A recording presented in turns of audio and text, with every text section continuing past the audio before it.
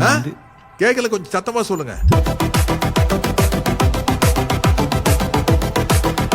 Uncle என் பேர் உத்தமன் பிரதீப். நான் வந்து சிடிஎஸ்ல டெவலப்பரா இருக்கேன். இதே மாதிரி உங்க நேம் அண்ட் ப்ரொஃபஷனை ஹிந்தில எப்படி சொல்றதுன்னு இப்ப பாத்திரலாம். என்னோட பேரு பிரதீப்னு இந்த வீடியோல சொன்ன மாதிரி மேரா நாம் பிரதீப் ஹே அப்படின்னு ஹிந்தில சொல்லணும். மேரா நாம் போட்டுட்டு உங்க நேம் போட்டுட்டு ஹேங்கிற வார்த்தையை சேர்த்துருங்க.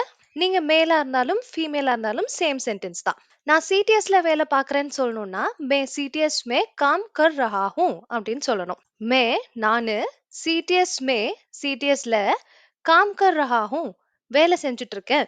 இதே சென்டென்ஸ நீங்க ஒரு பொண்ணு சொல்றீங்க அப்படின்னா ரஹாவை மாத்திட்டு ரஹி போட்டுக்கோங்க.